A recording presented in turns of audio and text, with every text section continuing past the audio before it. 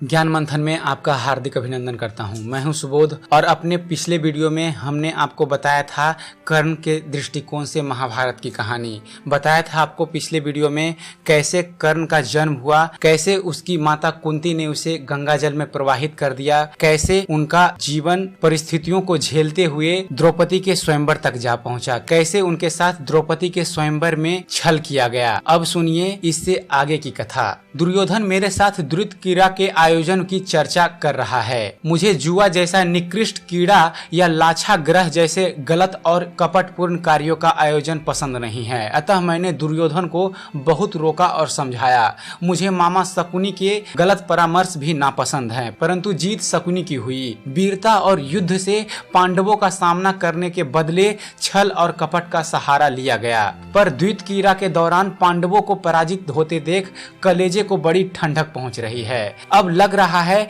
कि दुर्योधन ने उचित किया है पांडवों को इस तरह अपमानित कर। बचपन से ये भी तो ऐसे ही मुझे अपमानित करते आए हैं। आज उस द्रौपदी को भी अपमानित होना पड़ेगा जो मेरे अपमान का कारण बनी थी। मैंने द्रौपदी को बहुपति नगर बधू का कह चीर हरण के लिए कौरवों को आक्रोशित कर भड़काया। यह द्रौपदी को ना पाने और मेरे अंदर विश्व के प्रति भरे आक्रोश ने मुझे करवाया था। पर सच बताऊं, द्रौपदी का अपमान मेरे हृदय को कचोटता है। आज भी मैं अपनी उस भूल के लिए शर्मिंदा हूँ। वनवास के लिए प्रस्थान करते हुए द्रौपदी के सारे आभूषण और मूल्यवान वस्त्र दुर्योधन ने उतरवा लिए थे। यह ज्ञात होते ही मैंने सम्मान पूर्वक उन्हें कुछ आभूषण भिजवाए, पर उस सौंदर्यमयी स्वाभिमानी नारी ने उन्हें भी ठुकरा दिया। वनवास पश्चात पांडवों के लौटने पर श्री कृष्ण ने दुर्योधन से उनका राज्य लौटाने का अनुरोध लेकर आए। दुर्योधन से इंकार के पश्चात वे मेरे पास पहुंचे।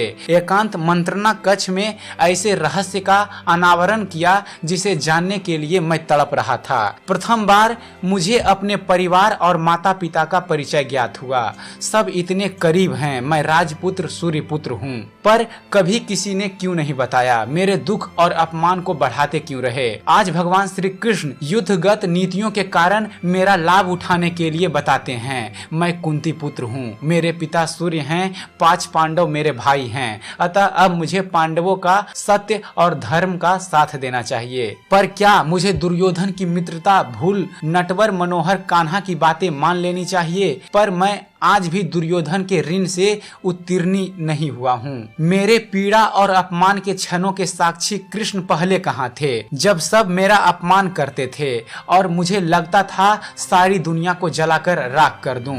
तब उन्होंने धर्म और सत्य की चिंता क्यों नहीं की। आज मैं स्वार्थवश दुर्योधन को छोड़ दूं, यह मुझसे नहीं होगा। अब कौरव पांडवों के मध्य में युद्ध होकर रहेगा, यह स्पष्ट हो गया है। ऐसे में युद्ध पूर्व संध्या काल में मेरी माता कुंती मुझसे मिलने आई और मुझे कौन्तेय कहकर पुकारा।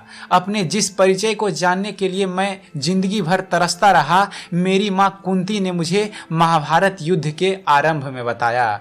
बदले में उन्होंने अपने पुत्रों के प्राण रक्षा की कामना की। हाँ, उन्होंने मुझे लालच जरूर दिया। यदि मैं कौरवों को छोड़ पांडवों के पास आ जाऊं, तब राज्य, धन और द्रौपदी सब मेरे हिस्से में होंगे। पर क्या वे सब मुझे हृदय से स्वीकार कर सकेंगे? आज अचानक वे सब मुझे बड़ा मानकर सम्मान कर सकेंगे? इसके अलावा मेरी निष्ठा का भी सवाल है। मैं मित्र दुर्योधन को धोखा नहीं दे सकता। राज सिंहासन और द्रौपदी पाने का लोभ देकर माता ने क्यों कुंती पुत्र होने का परिचय दिया। अगर शर्त रहित परिचय दिया होता, मैं अविलंब उनके चरणों में झुक जाता।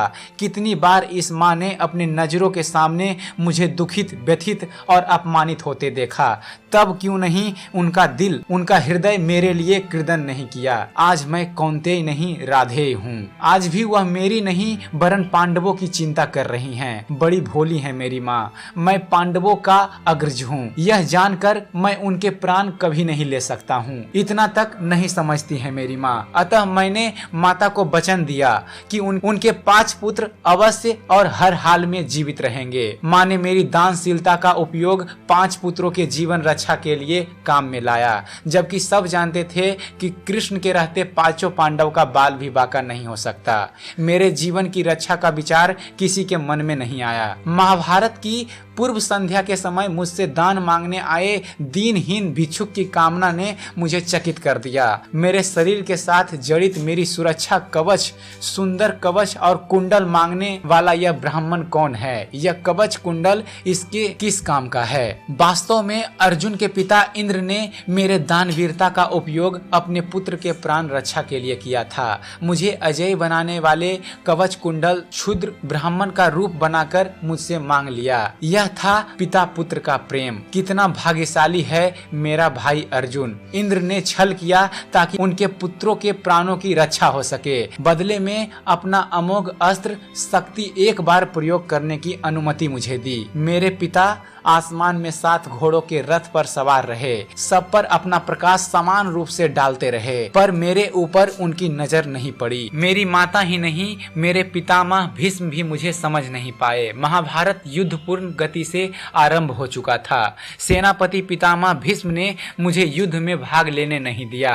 उन्हें भय था मैं अचानक पांडवों का साथ देने लगूंगा, कौरवों को धोखा दे दूंगा। 10वें दिन उनके सरसैया पर जाने के बाद 11वें दिवस से मुझे कुरुक्षेत्र की युद्ध भूमि में जाने की आज्ञा मिली। 14वें दिन युद्ध में ना चाहते हुए भारी हृदय से भीमपुत्र घटोत्कच का मुझे संहार करना पड़ा। युद्ध विभीषिका के मध्य 17वें दिन मेरे सामने रथ पर मेरा अनुज अर्जुन था। पांडवों को मेरा परिचय ज्ञात नहीं था, पर मैं तो सब जानता था। अपने छोटे भाई को मैं शत्रु रूप नहीं देख रहा था। आज अपना परिचय जानना मेरे लिए ज्यादा पीड़ादायक हो गया है। मेरी आंखों में अनुज के लिए छलकते प्रेम को कोई नहीं पढ़ सका। भगवान कृष्ण अर्जुन को गीता का पाठ पढ़ाते रहे। मैं अपने दैवीय और अमोघ अस्त्र शस्त्र से ऐसे प्रहार करता रहा कि देखने वाले तो इसे युद्ध माने, पर मेरे प्रिय अनुज अर्जुन का अहित न हो। मुझे ज्ञात था कि यह निर्णायक युद्ध का अंत मेरी मृत्यु से होगा। जिसकी माँ ही उसके पुत्र की कामना नहीं करती हो और पिता नेत्र फेर ले, उसे वैसे भी जीवित रहने का क्या लाभ है। माँ ने मेरी सच्चाई पांडवों को भी बताई होती तब बात अलग होती। मैं अपने मृत्यु के इंतजार में युद्ध का खेल खेलता रहा और अपने अंत का इंतजार करता रहा। मैं अपने छोटे भ्राता अर्जुन के युद्ध कौशल से अभिभूत उसकी प्रशंसा कर उठा। तभी मेरे रथ का चक्र मिट्टी में धंस गया। मैं रथ से नीचे उतर गया। सारे अस्त्र शस्त्र रख मृतिका में फंसे रथ के चक्के को पूर्ण शक्ति के साथ निकालने लगा। मुझे पूर्ण विश्वास था कि मेरा अनुज अर्जुन निहत्थे शत्रु पर वार नहीं करेगा, पर हुआ ठीक इसके विपरीत। मैं हतप्रभ रह गया। नटवर रणछोड़ कृष्ण के कहने पर मेरे भाई अर्जुन ने मुझ निहत्थे पर वार कर दिया। अस्त्र शस्त्र विहीन अग्रज के साथ अर्जुन ने भी छल कर दिया। शायद अच्छा हुआ, वरना ना जाने कब तक मुझे यह युद्ध जारी रखना पड़ता। आघात ने मेरे असहाय शरीर को भूमि पर धराशाही कर दिया। अर्ध खुले अश्रुपूर्ण नयनों से मेरे अनुज भ्राता को प्रेमपूर्ण नयनों से देखा। नेत्रों में भरे हुए अश्रु बिंदु से अनुज की छाया धुंधली होने लगी। मेरे नेत्र धीरे धीरे बंद होने लगे, पर मेरे नील पड़ते आंखों पर तृप्तिपूर्ण विजया मुस्कान कीड़ा कर रही है। आज युद्ध क्षेत्र में एक अद्भुत दृश्य ने मुझे चकित कर दिया है। मुझे संपूर्ण जीवन अभिशप्त और परिचय विहीन कहकर अपमानित करने वाले 5 पांडव मेरे लिए रुदन कर रहे हैं, मेरे लिए रो रहे हैं। मेरी माता श्री मेरे अवश और मेरे निर्जीव शरीर पर मस्तक टिकाए विलाप कर रही हैं। माता कुंती से पांडव दुखित हैं, मेरा परिचय गुप्त रखने के लिए क्रोधित हो रहे हैं। धर्मराज युधिष्ठिर करुण नेत्रों से माता कुंती को देखते रह गए, जैसे उनके व्यथित नयन कह रहे हों, माता तो कुमाता नहीं होती कभी। और फिर वे कह उठे, माता आज तुम्हारी इस भूल का मूल्य संपूर्ण स्त्री जाति को चुकाना पड़ेगा। मैं तुम्हें और समस्त नारी जाति को स्थापित करता हूँ कि उनमें कभी भी किसी बात को गुप्त रखने की क्षमता ना रहेगी। जीवित कर्ण को वितृष्णा की दृष्टि से देखने वाले पांडव उसके शव को पाने और अंतिम संस्कार करने के लिए व्याकुल दिख रहे हैं। और आज कौरव और पांडव मेरे निर्जीव काया को पाने के लिए आपस में झगड़ रहे हैं कि कौन मेरा अंतिम संस्कार करेगा। कैसा विडंबना है। काश इस प्रेम का थोड़ा अंश भी मेरे जीवन काल में मुझे प्राप्त हो जाता तो मेरी तप्त आत्मा शीतल हो जाती। पर सच कहूँ, मैं हार कर भी यह युद्ध जीत गया। तो यह थी महारथी सूर्यपुत्र कर्ण की आत्मकथा पर बनाया गया हमारा ये वीडियो। तो आशा करता हूँ आपको हमारा ये वीडियो पसंद आया होगा। अगर जो आपको हमारा वीडियो पसंद आता है तो हमारे वीडियो को लाइक कीजिए, शेयर कीजिए, हमारे वीडियो के बारे में कमेंट कीजिए कि आपको यह कैसा लगता है। और साथ ही साथ हमारे चैनल को सब्सक्राइब करना ना भूलें। हमारे चैनल को सब्सक्राइब कीजिए और देखते रहिए, जानते रहिए। धन्यवाद।